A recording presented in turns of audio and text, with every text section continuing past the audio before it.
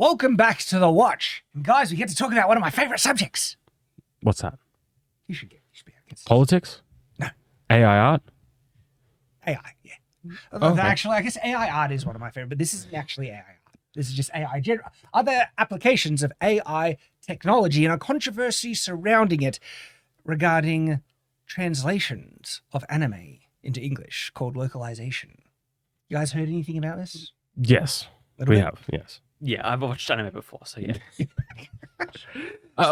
I am someone who personally prefers original Japanese. Oh, you're a with- sub guy? I like subs. Yeah. I'm a dub And guy. I know just enough Japanese to be like, I think I know what they said if I'm not looking at the TV screen. I'm a dub guy because I'm lazy. I mean, I can enjoy something easily fun with subtitles, but dubs are just easier, and sometimes dubs they do a good job on them. That's the key. A good job. You want a good job. Like Rurouni Kenshin, the dubs really well done. I think the dubs for most part in Dragon Ball Z really well done, and I end up becoming attached to the voice of that character. Like Goku, he has a voice to me, and I actually think the English voice is better than the Japanese voice. Doesn't a girl do Goku's voice? Yeah. Oh. I know what the young one. version Yeah, is, I yeah, think yeah. it's a girl. It is a very different voice from the really different. the and dub much to the higher Japanese. pitched, Yeah. and I prefer the English voice of Yeah. Goku way more. I agree in this specific case because I grew up watching the dubs as a child. But, We didn't have that. If you've ever seen like the Goku when he's charging, like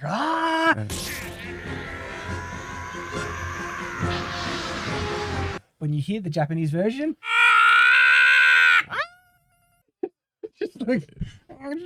Goku's this tank martial arts. Anyway. Anyways, there is a job that people perform because there's a job for everything, and one of those is translating something from Japanese to English because we need to know what they're saying. Well, they call it localizations because when you're trying to take something from one language to another, a word-for-word translation. Specifically, two very different languages, like let's say English and Japanese, where contextually things are different. That's like an important caveat here. This isn't like going from Canadian to American or something. I'm joking, but like there are some languages that can go one to one, and then there are some where it's like they have gendered words, they have different contextual things behind word. Like sometimes it can be very tricky. Yes, and so that's why it's called localization, because you're actually trying to convey the meaning. That's the key. It should be the meaning of the original intent of the original words in that language. And so sometimes there's going to be difficulties, like, for instance, if they have like puns that are based off of, words that are, say, like ship, or something like that, and you have a pun that's something like that, you can't translate if those puns don't, have the same thing. Rhyming, if there's things that are meant to rhyme in one language, it's not going to, how do you do that? Yeah, sometimes it rhymes phonetically in English, but then it's not going to rhyme it's just going to be different words, yeah. And so the intent behind the localization, it can be tricky, but it should be to keep the core, message yeah. of what the original content is.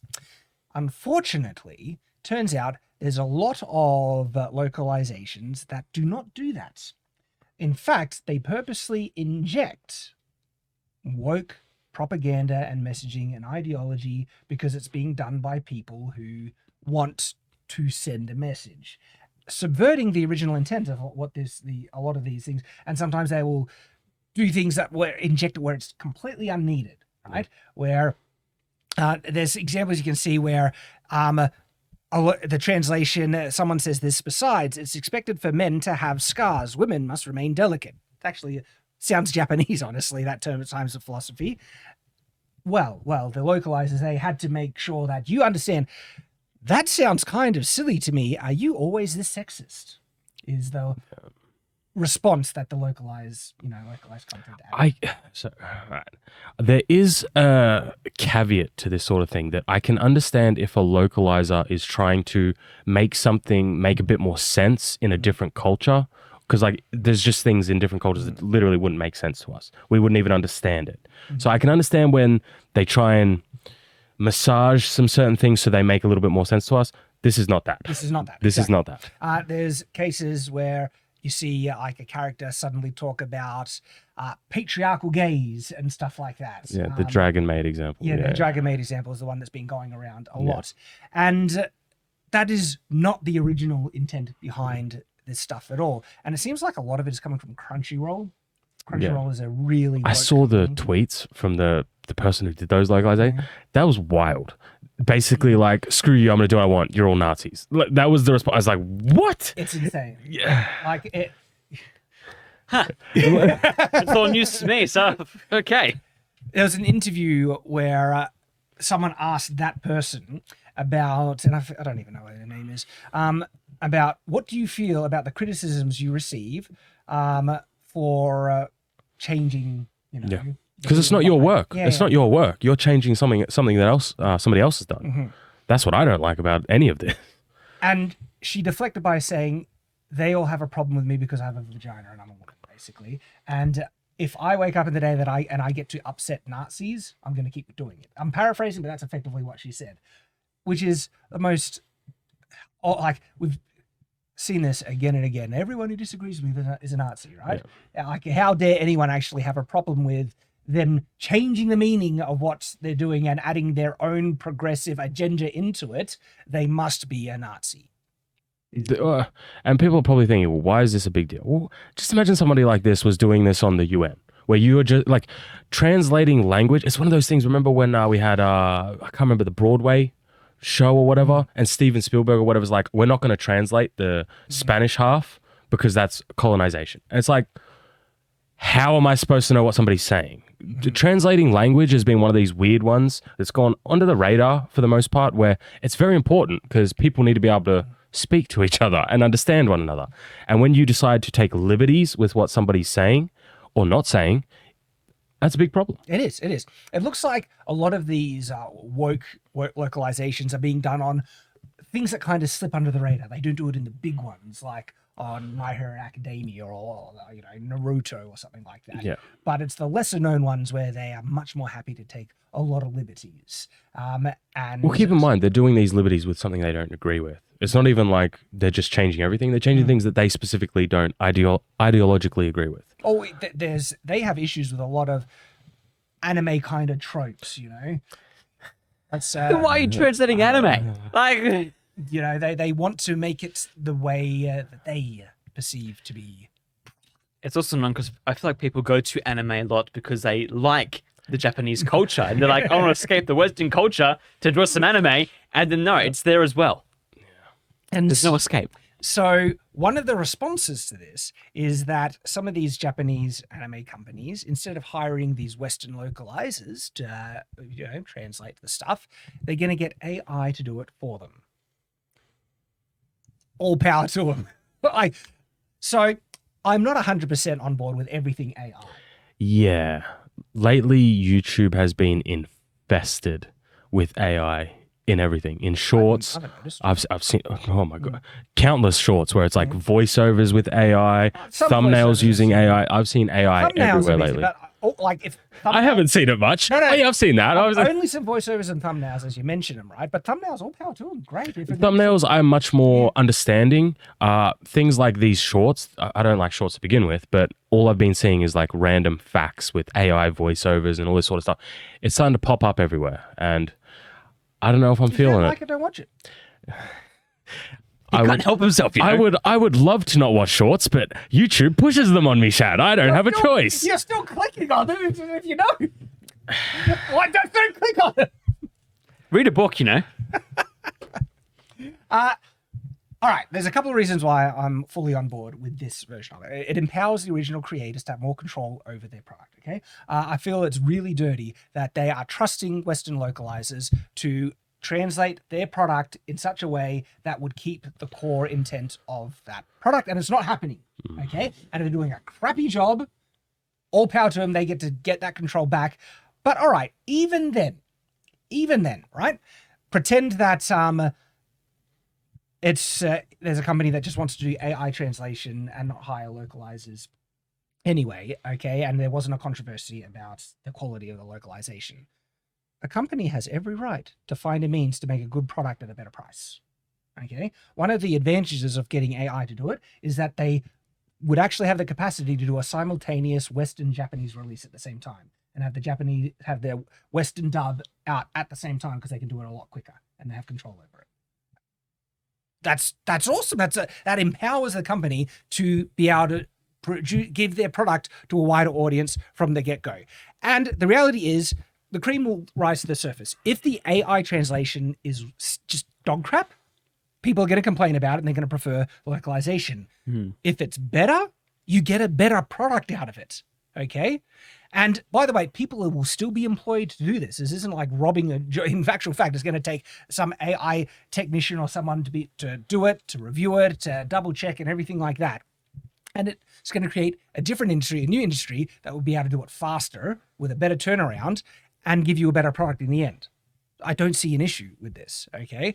And people, they say they lose their jobs. It's like there'll be new jobs created out of this, right?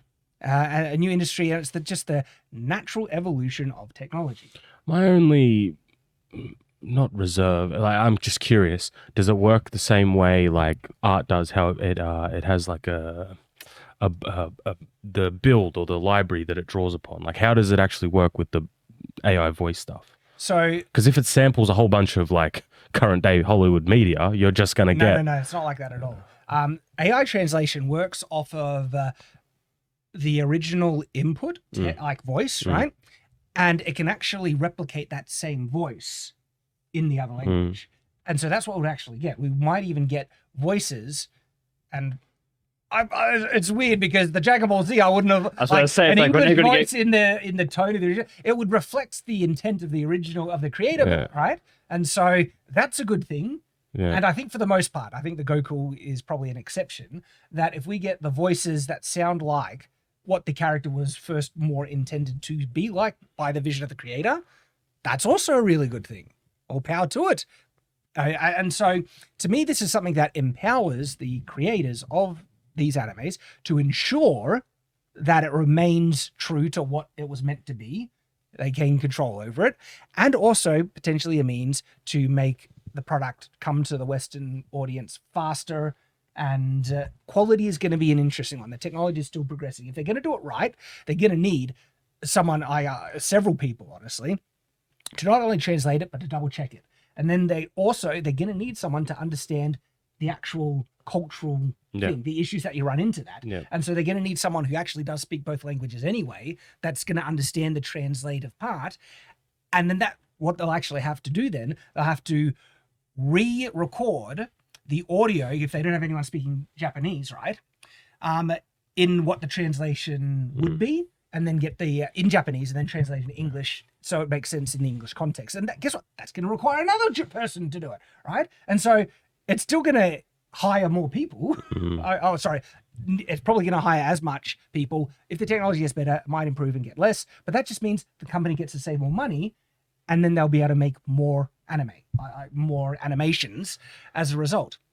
People think that like when a company just suddenly is able to produce something for cheaper, right, that they're going to pocket all the saved profits. No, dedicated companies, what they do they use that money to reinvest to make more. Like hypothetically, Hollywood is spending like, $100 million to make a film, right? Hollywood's not a good example. Yeah, but let's use this as an example, right? Say they get a technology that enables them to make the same quality film. Quality is an interesting one, color in Hollywood, but a good quality film for $20 million instead of $100 million. If they're a business worth their salt that actually wants to, make money, right?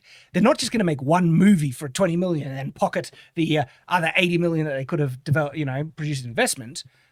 No, they're going to use the other $80 million and make 5 or 4. Am I good? 2, 4, 6, 8, 10, 4. 4 additional high quality films, and you get more high quality films. Hopefully, that's the goal. That's the true potential. But to think it's all going to be the apocalyptic version, no. I know for me, especially with graphic novel development, stuff like that, anything that arises that enables me to save money in development is great, because that means the money I save, I put into developing more stuff, which ultimately, amounts in me hiring more people. All right. And so, AI art is going to enable me to save money in certain areas in graphic novel development, which will enable me to hire hand-drawn human art to develop more graphic novels. That's what AI is really going to empower a lot of businesses to do. And that's kind of what I'm seeing with this translation stuff, where it's going at the moment. It's very interesting, though. Any other thoughts? No, with this, I'm like, this is one of those smaller things that goes under the radar where it's just, you're not happy with what they're trying to do, what they're trying to pull. And in this specific case, especially when it comes to something like language, I would much prefer, I wouldn't trust an AI, but at the same time, I also wouldn't trust these other people as well. You know what I would trust? I would trust a human overseeing AI tools to produce it. Because if people think it's just an AI, no, it's a human using a tool. And this human probably, if they like I said, they'll get someone who speaks Japanese and English to double check it, and they'll be able to do it themselves and keep the intent. And it's not going to have the woke propaganda stuff because Japan, for the most part, they're not on board with any of that nonsense. You know? Yeah. That's why we love Japan.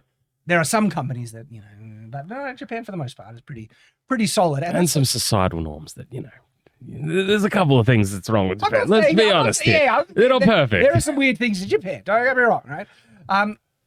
Still, they're like, My Hero Academia is one of the most solid pieces of current superhero content that we got. That actually captures the core of superhero content, right? It's great. Yeah, because you specifically caveated it as like superhero. I'm like, oh yeah, okay, cool. I thought you were gonna say best anime. I was gonna be like, no.